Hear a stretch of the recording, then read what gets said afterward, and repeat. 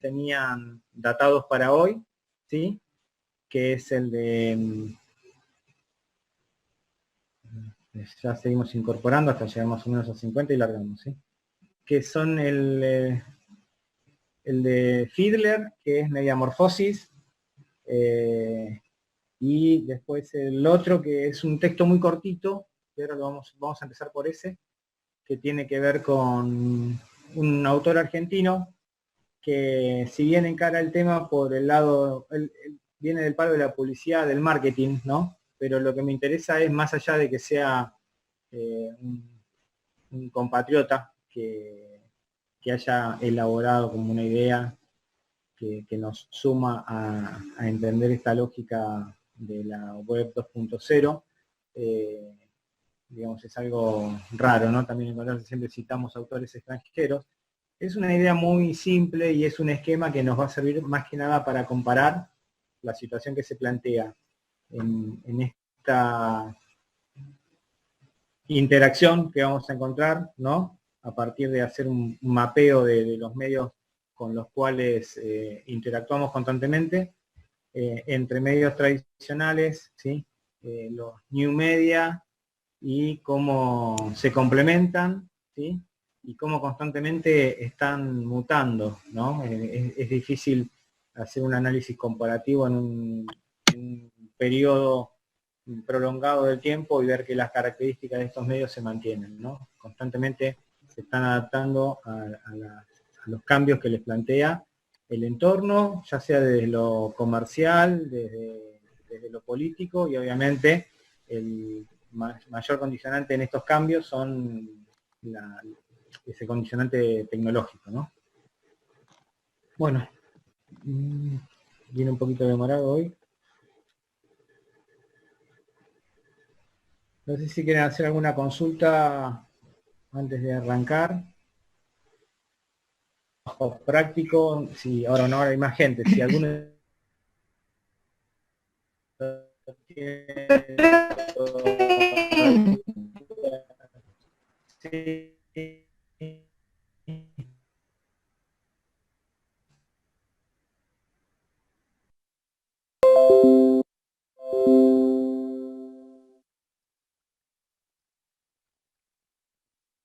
La semana que viene, el 6, el 5 por ahí. No tengo presente la fecha, pero a ver, ya te digo. No, porque coincide 6. que justo él. 6. Listo, sí. No, era para corroborar. ¿De qué va a consistir? Si se dijo eso, perdón, pero me perdí una clase y perdí todo, me parece. ¿Quién habla? Se escucha muy bajo. Quieta, yo acá. No me estás viendo igual, pero... Bueno. Camila. No. Julieta, no tengo cámara, pero... Bueno, dale, Julieta, te escucho. Nada, que me perdí la clase pasada y no sabía que había parcial en la semana que viene. ¿Parcial de qué? O sea, ¿en qué va a consistir? Sí, la clase pasada ni lo mencionamos, o sea, no para haberte perdido la clase pasada no hicieron nada. Ustedes tienen una programación, un gráfico con la programación de clases desde el inicio, donde es una cuadrícula donde tienen por fecha asignados los temas que vamos tratando, correlativa a la bibliografía, que también está identificada por el tema, y ahí ya estaba apuntado el parcial. A priori les digo, va a ser un trabajo que va a ser como un múltiple choice en línea, ¿sí? Con un tope de tiempo para resolverlo, y una segunda parte que va a ser, digamos, domiciliaria, donde calculo que van a tener el plazo de una semana, que es un plazo súper extenso para lo que tienen que hacer, así que entiendo que mucho antes van a ir entregándolo, que va a ser una especie de trabajo práctico donde, bueno, algo similar a lo que hicimos con el análisis de la película, donde les vamos a dar dentro de lo que es un formato audiovisual, ¿sí? Un segmento de una serie, digamos, de algo que sea público, de que circule, que sea conocido, nosotros le vamos a dar un abanico para que ustedes elijan dentro de las opciones que tienen y apliquen algún concepto de la teoría que vimos. ¿Sí? Algo no es lo mismo que ya hicimos, pero va a ser algo similar. la nota del parcial se va a complementar entre el online y el domiciliario, ¿sí? Igual ya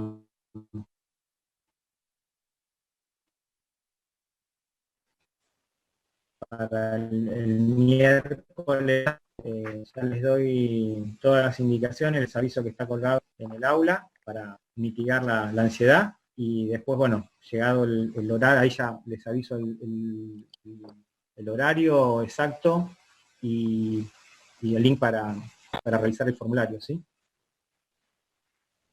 Bueno, estamos 50, vamos a... Disculpe, Daniela habla. El parcial consiste en todos los temas vistos hasta ahora. Gracias. No, por favor. Disculpe, tengo una pequeña duda respecto a qué sucede si yo en ese momento tengo algún problema de conexión. ¿Se me pasa como cero la nota? ¿No cuenta? ¿Tengo que recuperar? Vemos si surge algún problema, si surge algún inconveniente de ese tipo, lo resolvemos, ¿sí? Ok, gracias.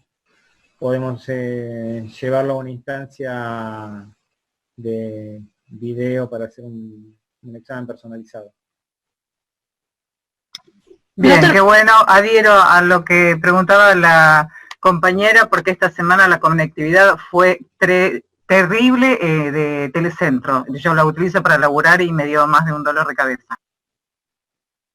Sí, no se preocupen que vamos a tener algún plan B, y obviamente, volviendo a la idea del programa,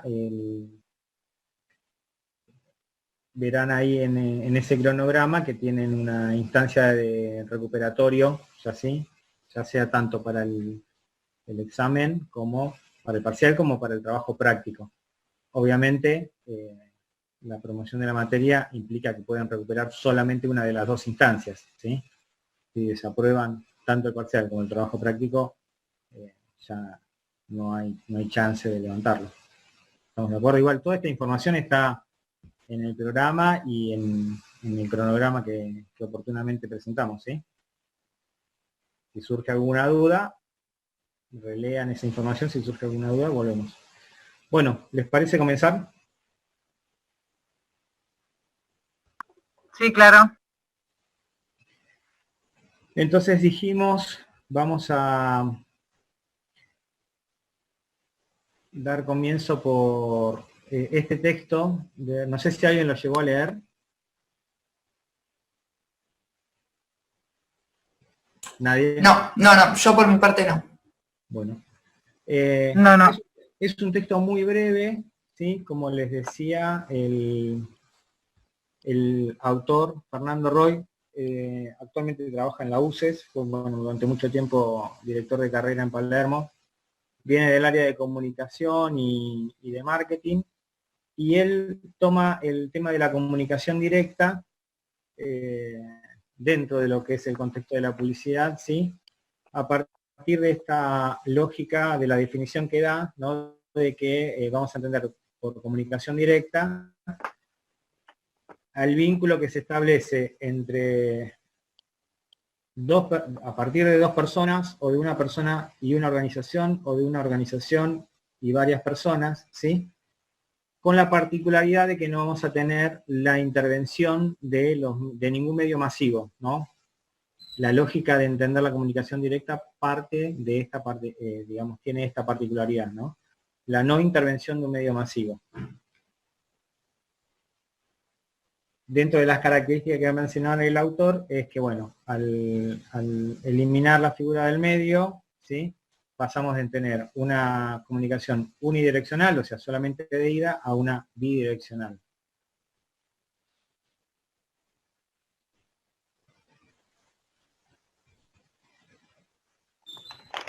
El texto es muy breve, ¿sí? Fácil de leer, no les tendría que traer mayor complejidad. Pasamos, digamos, revista a algunos de los conceptos principales, y lo interesante es llegar al final, donde el autor nos presenta este modelo que va a graficar las características que tiene la web 2.0, ¿sí? Una de las cosas que nos dice es que el modelo de comunicación directa se opone al concepto del funcionalismo, ¿sí? Que, digamos, caracteriza al receptor como pasivo y sin herramientas para procesar la información que recibe, porque recala en esta idea del prosumidor, ¿no? De la persona que asume en una instancia de comunicación tanto el rol de emisor como receptor.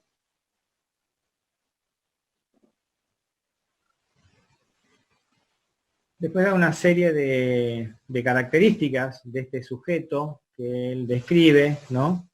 Y acá, digamos, vamos a encontrar distintos elementos que ya vimos, tanto en la teoría de la Escuela de Palo Alto, como en la Escuela de los Estudios Culturales, ¿sí?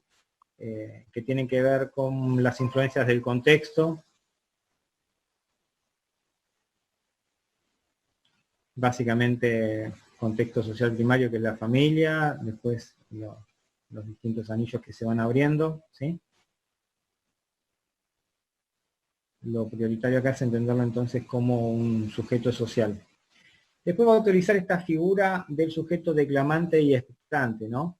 Que tiene que ver con esta idea del emisor y el receptor, de cómo este perfil interactúa constantemente en el sujeto, y el eje va a estar puesto entonces en la bidireccionalidad.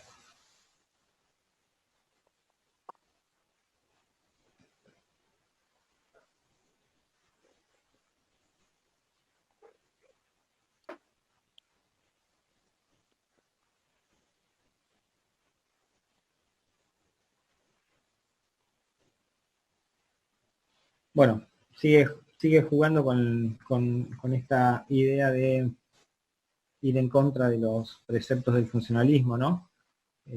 Nos dice que este sujeto entonces se caracteriza por ser todo lo contrario que el funcionalismo, que, digamos, por tener las características contrarias a las que el funcionalismo describe como característica de los receptores. Entonces, bueno, llegamos a esta descripción que hace él de cómo entiende la comunicación en estos tiempos web. Esperen que creo que tengo gente para incorporar. Bueno, entonces, sobre este esquema clásico, ¿sí? Emisor, receptor, es un esquema lineal unidireccional que caracteriza la comunicación masiva. Él nos va a proponer este esquema basado en un núcleo informacional, ¿sí? Que va a estar en el centro, y donde los sujetos, que se van a caracterizar por ser tanto emisores como receptores, ¿sí? Van a orbitar sobre ese núcleo, respecto a ese núcleo, por eso el nombre de modelo orbital, ¿sí? Con la particularidad de, por ejemplo, poder hacer un consumo a la carta, ¿no? No estar dependiendo de la serialidad de los medios masivos, de esta idea de depender de una programación, de una grilla, donde se me indica a mí qué día y en qué horario puedo acceder a determinado contenido, ¿sí? Sino que este contenido está disponible las 24 horas, y ese contenido se va a caracterizar por la participación casi excluyente, ¿sí? De estos sujetos a la hora de constituirlo. O sea, no es un contenido que va a estar avalado o respaldado por una institución, por una empresa, o por un... Esperen que ya volvemos a la imagen, ¿sí?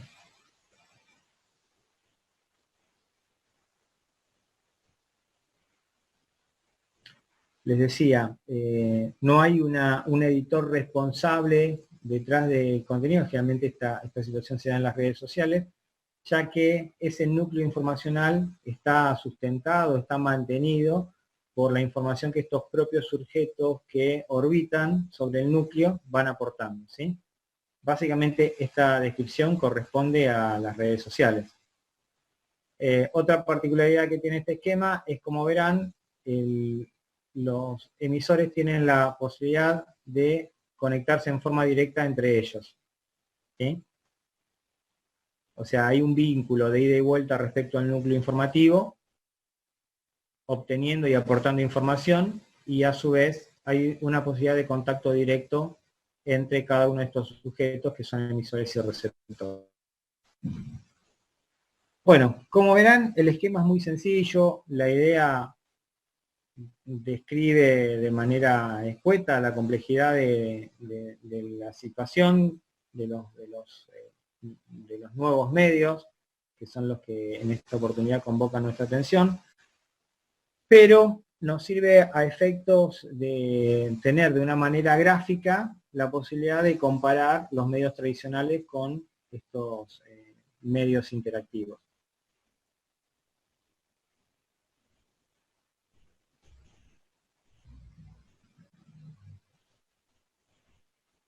Entonces acá tenemos, recuerdan que al ver funcionalismo habíamos visto el modelo de Schwann, donde teníamos un input, una entrada de información, ¿sí? Esa información era procesada y a su vez se elaboraba un mensaje único que llegaba a múltiples receptores, ¿sí? Y acá vemos con esta representación gráfica cómo hay una diferencia manifiesta entre un esquema y otro, ¿sí? Nos olvidamos del mensaje unidireccional, vamos a una instancia de bidireccionalidad, ¿sí? Y nos olvidamos de la dependencia de la instancia de circulación que caracteriza a cada uno de los medios, ¿sí? Por ejemplo, en el caso de la gráfica, a qué hora se publique el diario o mediante, digamos, o qué esfuerzo me demande llegar, me lo traigan a mi casa y irlo a comprar, a qué hora dan el noticiero en la tele o cada cuántos minutos dan un informativo en la radio, ¿sí? Esa dependencia que yo tenía a la capacidad del medio de fijar la instancia de la programación, ¿sí? Acá se ve salvada por esta posibilidad que yo tengo de acceder de forma permanente, a partir de mi necesidad particular, ¿sí? Cuando yo disponga y en el lugar que quiera, a esa información.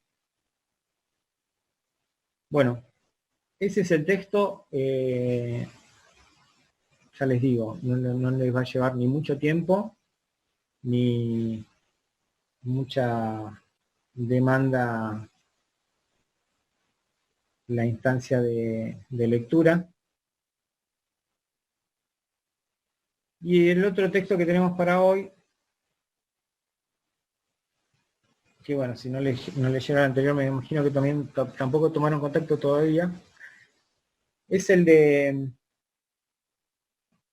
Roger Fiedler. Acá tengo el libro, ¿sí? Es un texto que no es nuevo, ¿no? Bueno, mucha de la biografía que podemos llegar a tener, obviamente puede ser más novedosa, pero se caracteriza, el texto original en inglés se publica en el 96, esta es una traducción al castellano. ¿Por qué se caracteriza este libro? Porque el autor, que bueno, es periodista, diseño docente, especializado en el diseño de medios gráficos, digamos, hizo la reconversión, la modernización de diseño de muchos diarios importantes alrededor del mundo. En el 96, cuando obtiene una financiación para hacer un estudio sobre gráfica,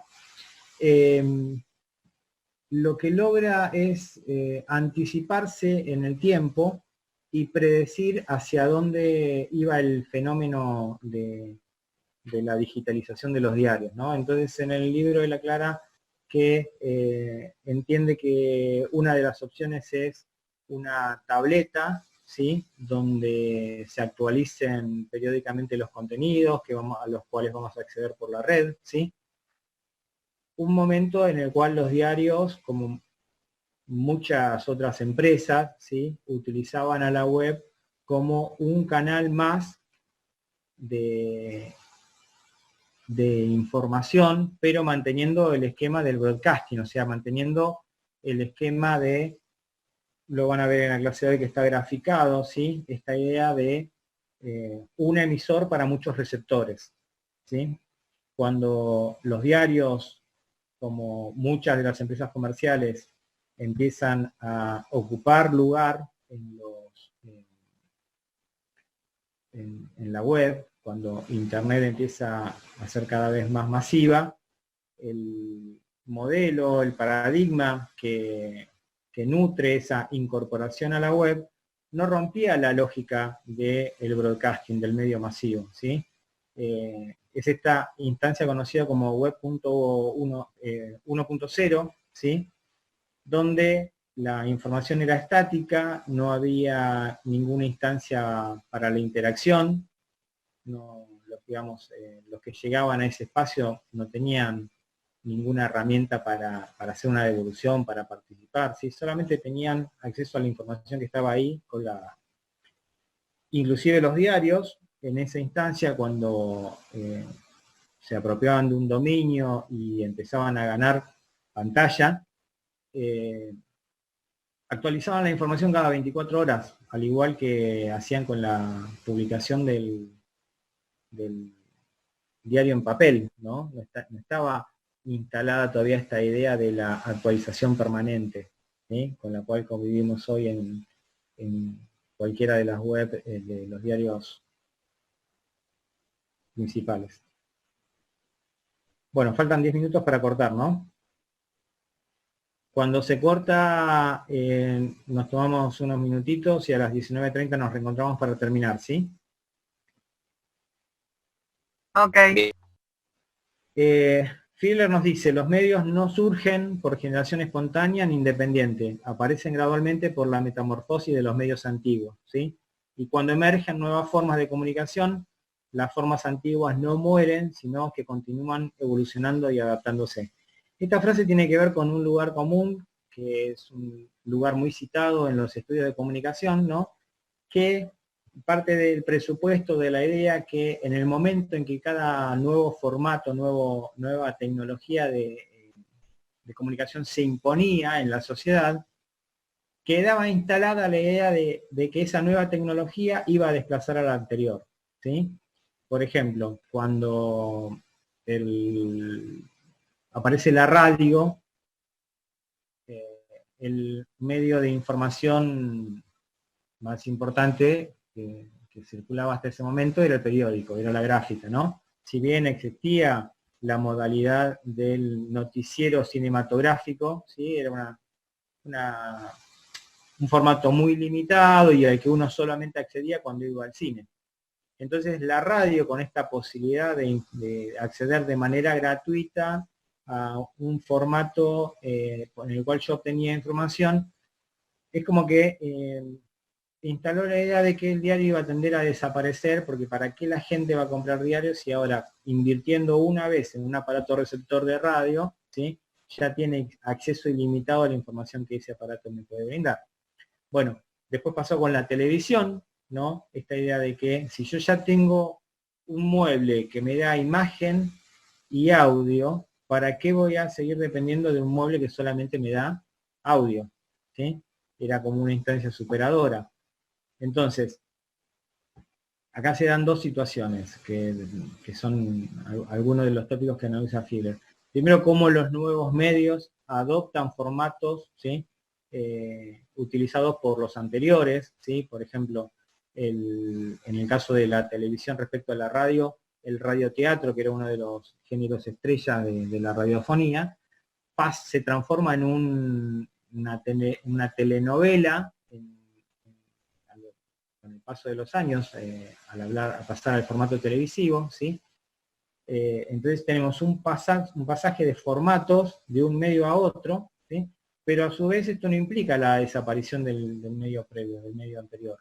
Lo que sí, obviamente, es que esos géneros discursivos se van mutando, se van adaptando. Obviamente la radio abandonó el formato de radioteatro porque era muy difícil que compitiera con la telenovela, ¿sí? Es un género que fue quedando olvidado en el tiempo, pero es como que ante el cambio de elementos en esa, digamos, como ese mapeo de medios en un momento determinado, con el ingreso de un nuevo agente, ¿sí? Modifica las reglas, genera un nuevo ambiente en el cual al cual yo me tengo que adaptar para no desaparecer, ¿no? Esta es una de las figuras que utilizan especialistas para analizar este fenómeno, ¿no? Como si habláramos de la evolución de las especies. Entonces, en esa adaptación, la radio se fue perfeccionando hacia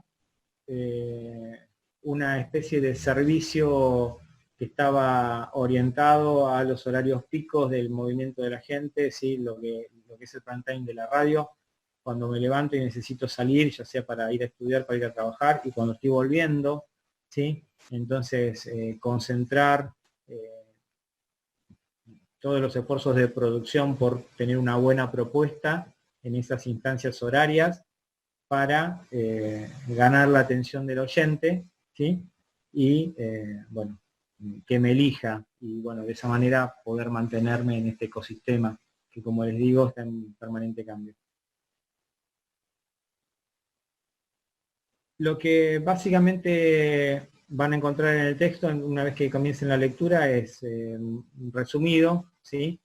Esta idea de Fiedler de dividir en 3 etapas el desarrollo de los sistemas y de los medios de comunicación, que básicamente están dadas estas 3 etapas por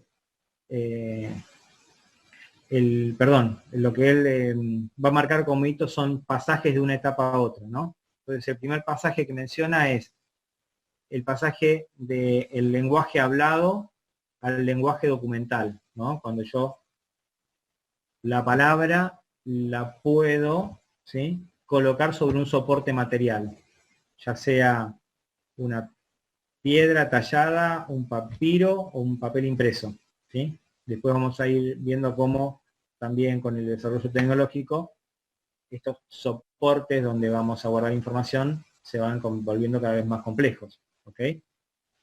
Después, una segunda instancia es el pasaje de la etapa del documental, ¿sí?, a la etapa mediática, ¿sí? Del soporte documental paso a la etapa mediática, que básicamente está relacionado con la posibilidad que la energía eléctrica me da, ¿sí?,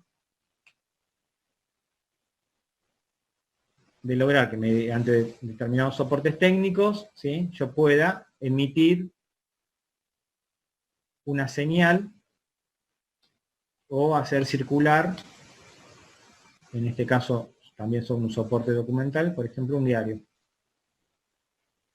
Si quieren, este proceso que vimos en las primeras clases relacionados con el desarrollo de la sociedad de masas y la aparición de los primeros medios masivos de comunicación.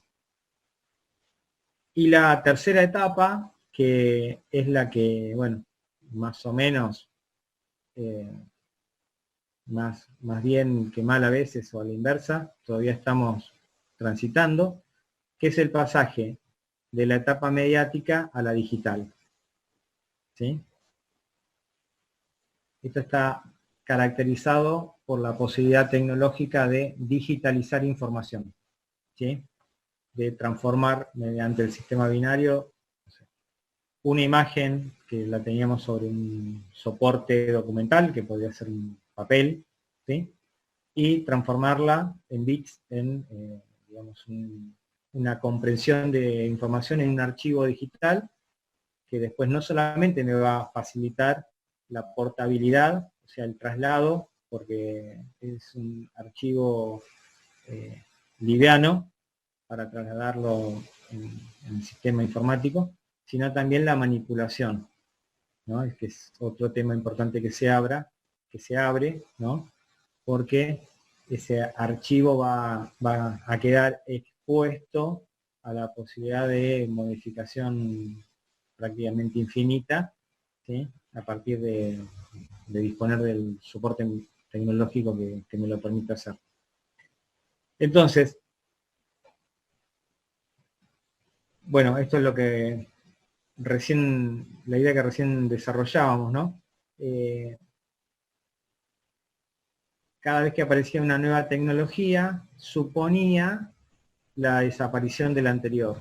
Y en realidad lo que nos encontramos es que esa desaparición es muy raro que ocurra, siempre hay una adaptación del medio que se ve superado por un adelanto tecnológico, ¿sí?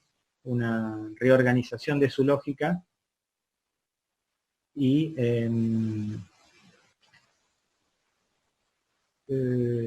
una nueva situación donde encontramos complementariedad, o sea, lo nuevo y lo viejo, ¿sí? En ese nuevo ecosistema que va buscando su equilibrio, ¿sí? Se complementan y hay espacio para todo.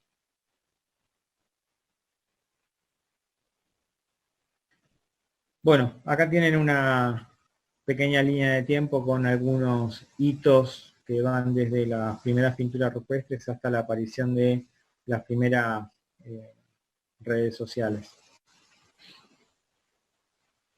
Algo interesante para analizar, para mencionar del análisis que hace Fiedler, es que él elabora una teoría relacionada con los 30 años que él observa en las distintas nuevas tecnologías que fueron apareciendo principalmente en el siglo XX, ¿sí?